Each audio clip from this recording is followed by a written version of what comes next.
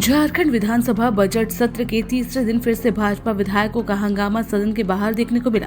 भाजपा विधायक लगातार सरकारी विरोधी नारे लगाते रहे। वहीं जेएसएससी परीक्षा प्रश्न पत्र लीक मामले को सीबीआई जांच की मांग करते रहे। वहीं विधानसभा में आज बजट पेश होना है, जिसे लेकर भाजपा ने सरकार पर तंज कसा है।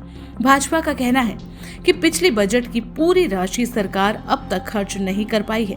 ऐसे में मार्च के महीने में पैसा लूट खसोट करने के लिए ये बजट लाया जा रहा है।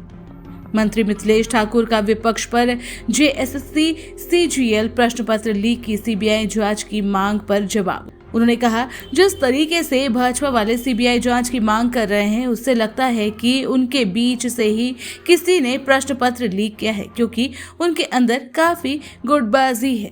कर रहे हैं क्योंकि सारे की सारी एजेंसियां ब्लैकलिस्टेड है, और एजेंसी यदि ब्लैकलिस्टेड है तो जो निविदा कमेटी थी ना, उन्होंने कैसे चयन कर लिया उन ब्लैकलिस्टेड कंपनीज का, ये अब सरकार को जवाब देना होगा। उदाहरण के तौर पर बिन्सेस, जिसने जेएसएससी जेई की परीक्षा ली, वो ब्लैकलिस्टेड है। सतवत इन्फोटेल, जो जेएसएससी सीजीएल की परीक्षा ली, लैब टेक्नीशियन की परीक्षा ली, और उसके साथ साथ अभी पीजीटी की परीक्षा ली, वो ब्लैकलिस्टेड है।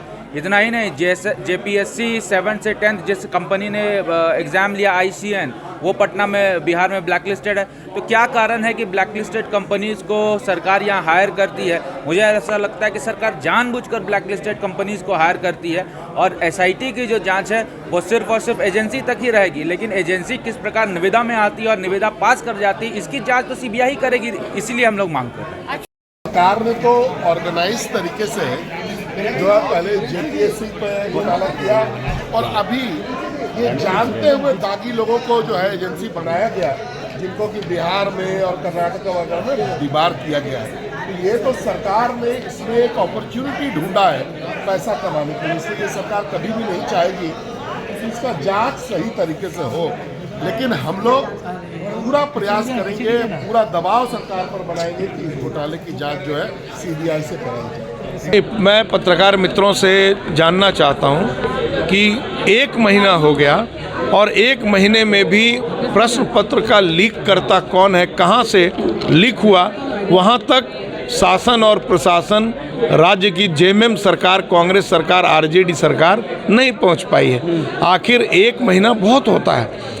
आप कह रहे हैं कि हमें एसआईटी पे भरोसा है, राज्य की जनता को और झारखंड के नौजवानों को भारतीय जनता पार्टी पे भरोसा है कि उनको लगता है कि भारतीय जनता पार्टी के रहते ही न्याय होगा, और हम इसलिए कहते हैं कि सीबीआई जांच कराइए।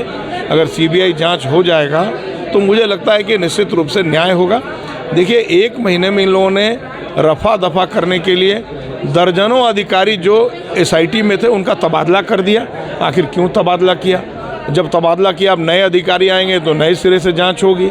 नए सिरे से जांच होगी तो आप ही बताइए कि और विलम्ब होगा कि नहीं होगा। अगर आप ईमानदार हैं, राज्य सरकार, अगर चंपई सरकार ईमानदार है, जेएमएम सरकार ईमानदार है, कांग्रेस सरकार ईमानदार है, तो आपको क्या परेशानी है सीबीआई जांच कराने में? आप सीबीआई जांच करा लीजिए, आप घोषणा करिए, निर्विघ्न सदन चलेगा, आपको भरोसा दिलाते हैं। मुझे लगता है कि कहीं इन्हीं में से कोई शामिल ना हो, बड़ी गुटबाजी है भाजपा में। हो सकता है कहीं इन्हीं में से कोई शामिल ना हो, इसलिए सीबीआई जांच की बात कर रहे हैं, क्योंकि इनके यहाँ आयातित लोग बहुत आ रहे हैं, इम्पोर्ट बहुत तेज़ी से हो रहा है। तो जो आज तक भाजपा को सींचते आए हैं, लगता है कि उनमें किसी तरह की नाराज़गी है। जो पुराने भाजपाई हैं, जो अपने को कहते हैं कि हम ही लोग भाजपा की नींव रखें, तो इसमें तो मुझे भी शक की बू आ रही है। सर, वो कह रहे हैं कि 1 महीना हो गया, किंग पिन पता नहीं चल पा रहा है कि पेपर लीक मामले में किंग पिन कौन है। इसके लिए सीबीआई जांच जरूरी है। किंग पिन क्या होता है हमको नहीं पता। किंग पिन, अरे भाई, जो लोग इसकी साजिश किए, जिन्होंने क्वेश्चन पेपर आउट कराने का काम किया, बेचने का काम किया, अभी बिहार से भी लोग पकड़े गए, तो ये क्या चाहते हैं? हाँ, हम तो कहे कि अगर ये मांग करना शुरू कर दें कि सारी राज्य की जितनी भी जांच एजेंसियां हैं सभी को बंद कर दिया जाए। इनको सिर्फ भरोसा है, तो जैसे इनकी कठपुतली के रूप में केंद्रीय एजेंसियां काम करती हैं, तो उनकी सिर्फ उस पर भरोसा है। इनकी भी तो सरकार थी, इनके समय में स्टैटिक जांच नहीं होती थी। अखिलेश जी, सरकार का अंतिम बजट आने जा रहा है, कैसा होगा? निश्चित रूप से सरकार के जितने भी बजट आए हैं इन 4 वर्षों में, ये पूरी तरह से अंतिम पंक्ति के लोगों को लक्ष्य करके हमारा बजट रहा, जिसका सीधा सीधा लाभ लोगों को मिल रहा है। चाहे वो अबुआ आवास की बात हो, सावित्रीबाई फुले कन्या समृद्धि की बात हो, या और भी जो भी हमारी सामाजिक सुरक्षा के तहत हमारा ग्रीन कार्ड की बात हो, नीलांबर पीतांबर योजना की बात हो, हर तरह से अंतिम पंक्ति के लोगों को लक्ष्य करके। और आप देखे होंगे कि अभी हमारे राज्य में हमने एक इतिहास कायम किया है कि 15,000 किलोमीटर ग्रामीण सड़कों का सुदृढ़ीकरण कराया जा रहा है। नई सड़क अलग से, जो हमारी जर्जर सड़कें थी 15,000 किलोमीटर।